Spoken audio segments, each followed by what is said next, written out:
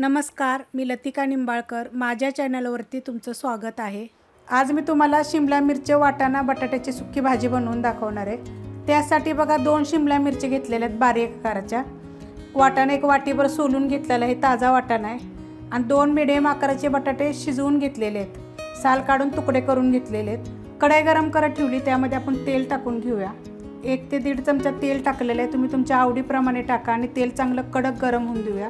तेल गरम झालेलं आहे, त्याच्यामध्ये जिरे मोहरी एक छोटा अर्धा चमचा, जिरे थोडे जास्त घातले आहेत, मोहरी थोडी कमी घातलेली आहे. कढीपत्ता आणि 1 तेजपत्ता टाकलेला आहे. त्याच्यामध्ये 2 चिमूट हिंग पावडर. मोठ्या आकाराचा कांदा बघा बारीक कापून घेतलेला आहे. कांदा चांगला आपण भाजून घेऊया. कांदा बघा चांगला भाजलेला आहे. आता ह्याच्यामध्ये 1 चमचा लसूण आणि आलं, अर्धा इंच आलं आणि 1 गड्डी लसूण आहे, बारीक कुटून घेतला आहे. तुम्ही जरी पेस्ट करून घेतली तरी पण चालेल. आता हे जरा 1 मिनिटभर परतून घेऊया. मिनिटभर परतलेलं आहे. त्याच्यामध्ये थोडीशी हळद टाकायची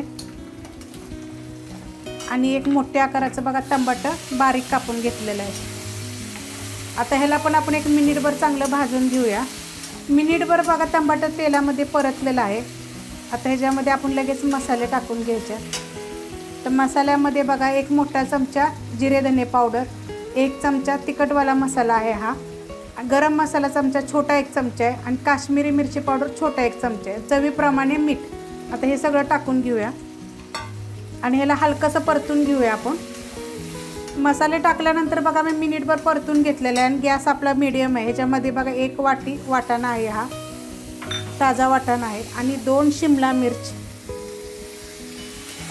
आता हे टाकून आपण ह्याला चांगलं तेलामध्ये, आता हे मसाल्यामध्ये आपण ह्याला 1 मिनिटभर चांगलं परतून घेऊया. शिमला मिरची आणि वाटाणा चांगला बघा मसाल्यामध्ये मी परतून घेतलेला आहे. ह्याच्यामध्ये थोडीशी कोथिंबीर टाकणार आहे. आता हे आपला वाटाणा पण कच्चा होता, शिमला मिरची पण कच्ची होती आणि आपण जे बटाटा घेतला आहे तो उकडून घेतलेला आहे, म्हणजे शिजवून साल काढून घेतलेला आहे. आता गॅस मी बारीक करते आणि ह्याच्यावरनं आपण हे भाजी थोडीशी हलकीशी शिजवून देऊया. 5 मिनटासाठी मी बारीक गॅसवर झाकण ठेवते.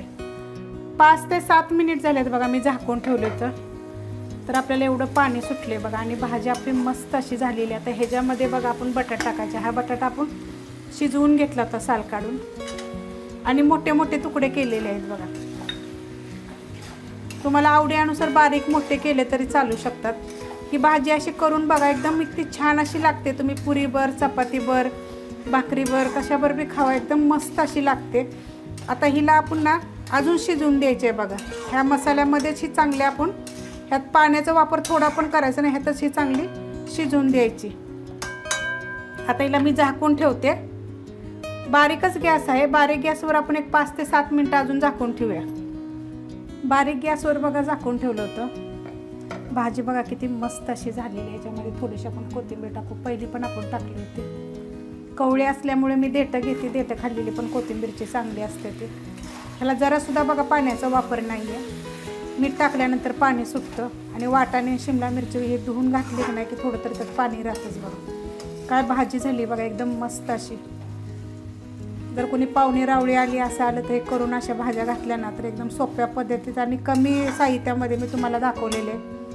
ही जर रेसिपी आवडली तर लाईक करा, सबस्क्राईब करा, कमेंट करा आणि शेअर बी करा.